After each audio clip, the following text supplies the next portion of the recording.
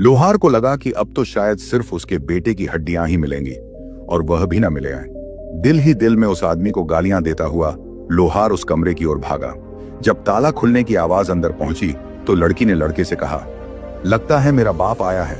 अगर उसने हम दोनों को एक साथ देख लिया तो वह हम दोनों को जिंदा नहीं छोड़ेगा। लोहार ने जैसे ही दरवाजा खोला, कमरा खाली था। उसको दीवार पर सुराग दिखाई दिया। वह सुराग से गुजरकर दूसरे कमरे में पहुंचा तो क्या देखता है कि सामने एक झूले पर एक खूबसूरत लड़की और उसका बेटा बैठे हुए हैं। अपने बेटे को सही सलामत देखकर लोहार की आंखें भर आई। वह दौड़कर अपने बेटे को सीने से लगा लिया, हाल चाल लिया। बेटे ने सब कुछ लोहार को कह सुनाया। सारी बातें जानकर वह दंग रह गया। लोहार ने कहा, किसी ने सच कहा है, मारने वाले से बचाने वाला बड़ा होता है। उसने जादूगर की लड़की को धन्यवाद दिया और कहा, बेटी, तुमने मेरे बेटे को जो कला और हुनर सिखाया है उसके लिए हम दोनों बाप बेटे सारी उम्र तुम्हारे एहसानमंद रहेंगे। उसके बाद लोहार ने अपने बेटे से कहा, चलो बेटा, अब यहां से बाहर निकलते हैं। तब वह लड़की कहने लगी, तुम दोनों अगर ऐसे ही बाहर गए तो मेरा जालिम बाप तुम दोनों को मार देगा। तुम दोनों एक ही सूरत में बच सकते हो। ऐ लोहार, तुम रोते पीटते बाहर जाओ और मेरे बाप से कहो, हाय, मेरा जवान बेटा सिसक सिसक कर मर गया। अब तुम मुझे इतनी इजाजत तो दे दो कि मैं उसकी हड्डियां किसी कपड़े में लपेट कर ले जाऊं। लड़की ने जैसा बताया लोहार ने वैसा ही किया। जादूगर ने कहा, हाँ हाँ, हड्डियों को तो तुम ले ही जा सकते हो, मुझे हड्डियों से क्या काम। लोहार फिर कमरे में आया। लड़की की बताई तरकीब के अनुसार उसने अपने बेटे को चादर में छुपा लिया। जब वह चादर में लपेटकर बेटे को कंधे पर रखकर कमरे से बाहर जाने लगा तो लड़की ने कहा, मेरी एक बात पल्ले बांध लेना, मेरे सिखाए जादू से कहीं रास्ते में ही कमाई करने मत लग जाना। जो कुछ भी करना है घर पहुंचकर ही करना। लोहार ने लड़की को भी अपने साथ चलने के लिए कहा, लेकिन पकड़े जाने के डर से लड़की ने साफ मना कर दिया। जब लोहार बाहर निकला तो जादूगर अपने काम में इतना लीन था कि उसने ज्यादा ध्यान नहीं दिया। काफी दूर जाकर लोहार ने बेटे को चादर से निकाला और दोनों पैदल चलने लगे। जंगल से बाहर निकले तो उन्होंने देखा कि एक खेत में रहट चल रहा है और पास ही एक जमींदार खड़ा है। लोहार के लड़के को पहली बार सफलता हाथ लगी थी, इसलिए वह अपनी विद्या दिखाने के लिए बेचैन था। लड़के ने बाप से कहा, बापू, अब मेरा जादू देखो। मैं एक मंत्र पढ़ूंगा और एक हट्टा कट्टा बैल बन जाऊंगा। तुम मुझे जमींदार को बेच देना, मगर याद रखना मेरी रस्सी मत बेचना। इतना कहकर उसने मंत्र पढ़ा और उसी समय वह एक विशाल बैल बन गया। दोनों चलकर जमींदार के पास पहुंचे। जमींदार ने इतना अच्छा बैल देखा तो लोहार से पूछा, बाबा जी, क्या आप अपना बैल बेचोगे? लोहार ने कहा, हाँ, मैं तो बेचना चाहता हूं। जमींदार ने पूछा, इसकी कीमत क्या लोगे? लोहार ने कहा, इसके पूरे 100 रुपए लूंगा। जमींदार सोच में पड़ गया। लोहार ने कहा, मेरा बैल बहुत निराला है, तुम इसे अपने रहट के साथ जोड़कर देख लो। अगर तुम्हें पसंद आए तो ही खरीद लेना। जमींदार ने बैल को रहट से जोड़ा। बैल ने भाग भाग कर खूब पानी निकाला, जिससे जमींदार बड़ा खुश हुआ और बैल को खरीदने के लिए राजी हो गया। लोहार ने फिर कहा, मगर मैं यह रस्सी नहीं बेचूंगा।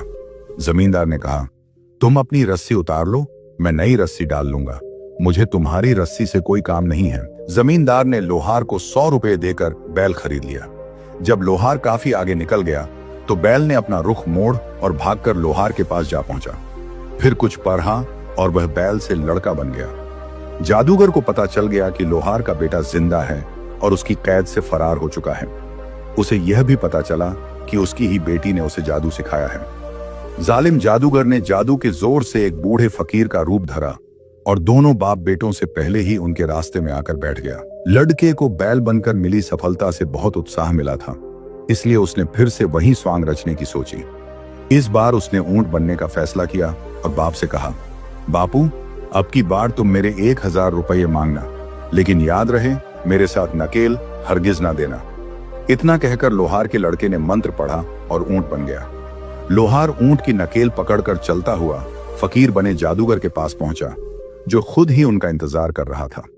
फकीर ने लोहार से पूछा, भाई साहब, क्या आप ऊंट बेचना चाहते हैं?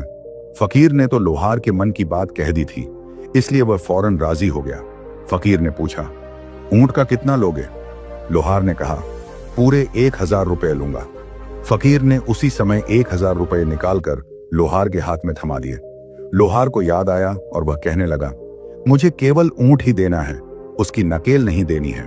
फकीर तो खुद ही जादूगर था। उसने कहा, मैंने तुम्हें मुंह मांगी कीमत दी है, इसलिए मैंने ऊंट को नकेल के साथ ही खरीदा है।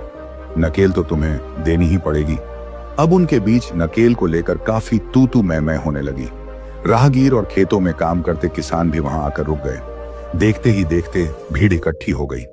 फकीर ने भीड़ की ओर देखते हुए कहा, क्या तुमने आज तक यह सुना है कि कोई जानवर बेचने के बाद क्या उसका रस्सा उतारता है?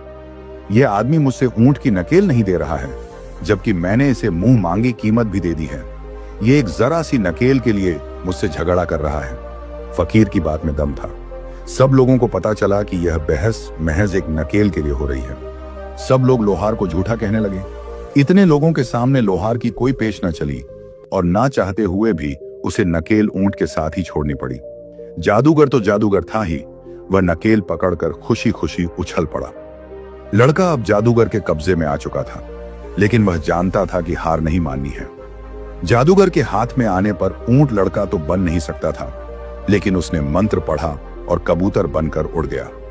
जादूगर के हाथ से नकेल का एक सिरा टूटकर नीचे गिर गया। उसने पीछे देखा तो ऊंट का नामो निशान नहीं था और नकेल जमीन पर सरक रही थी। जादूगर भी तुरंत समझ गया। वह बाज बनकर कबूतर के पीछे उड़ा, लेकिन लड़के को भी जादूगर की बेटी ने सब कुछ सिखाया था। कबूतर ने जब नीचे देखा तो गांव की कुछ औरतें एक गड्ढे से चिकनी काली मिट्टी निकाल रही थीं। इससे पहले कि बाज उसे अपने पंजों से पकड़ता, लड़के ने जल्दी से मंत्र पढ़ा और मेंढक बनकर उस गड्ढे में जा गिरा जहां औरतें मिट्टी निकाल रही थीं। जादूगर भी बगुला बन गया और उड़ता उड़ता उसी गड्ढे में मेंढक को तलाशने लगा। एक जवान लड़की भी अपने हाथों से मिट्टी निकाल रही थी। लड़के ने फिर मंत्र पढ़ा और फौरन छल्ला बनकर उस लड़की की छोटी उंगली में अटक गया। थोड़ी देर बाद सभी औरतें मिट्टी लेकर अपने घरों की ओर चल पड़ी और बगुला भी उनके साथ उड़ने लगा। जैसे ही लड़की अपने घर पहुंची तो जादूगर बगुले से फकीर बन गया और घर की चौखट पर आवाज लगाने लगा। उसकी आवाज सुनकर लड़की घर से बाहर निकालकर कुछ आंटा लेकर आई और उसने फकीर से कहा, लो बाबा जी भिक्षा लीजिए। तब वह जादूगर जो फकीर के भेष में था वह बोला, बेटी मुझे आटा नहीं लेना, मुझे तो वह छल्ला चाहिए जो तेरी दाएं हाथ की छोटी उंगली में डला है। लड़की को इस बात पर गुस्सा आ गया और बोली, अरे बा, यह भी कोई बात हुई? लेना हो तो यह आटा लो और कुछ नहीं मिलेगा। उसकी मां ने जब यह सुना तो वह भी दरवाजे पर आ गई। जब उसे पता चला कि बेटी एक फकीर से उलझी हुई है तो वह बहुत नाराज हुई। लड़की की मां कहने लगी, अरे तू तो मिट्टी लेने गई थी, ये छल्ला कहां से पहन कर आई है? बता, ये छल्ला किसने दिया? इसे जल्दी से उतार कर फेंक दे। अब तो तेरे बाप से कहकर तेरे हाथ पीले करवाने ही पड़ेंगे। लड़की बेचारी घबराकर अपनी उंगली से छल्ला उतार कर फेंक दिया। फकीर तो इसी इंतजार में आंखें लगाए खड़ा था। उसने छल्ला उठाने के लिए हाथ बढ़ाया तो लड़का छल्ले से कबूतर बनकर फिर उड़ गया। जादूगर फिर फकीर से बाज बनकर उसे पकड़ने के लिए उसके पीछे पीछे उड़ने लगा। दोनों उड़ते उड़ते राजा के महल के पास आ गए जहां राज दरबार लगा हुआ था। लड़का उड़ते उड़ते सोने का तार बनकर राजा के ताज पर जा गिरा। जादूगर फिर फकीर बनकर राजा के सामने खड़ा हो गया। राजा ने पूछा, मांगो, क्या मांगना चाहते हो? फकीर ने कहा, महाराज आपके ताज के ऊपर एक सोने का तार पड़ा है, वह मुझे चाहिए। राजा को अचंभा हुआ कि मेरे ताज में सोने का तार कहां से आ गया।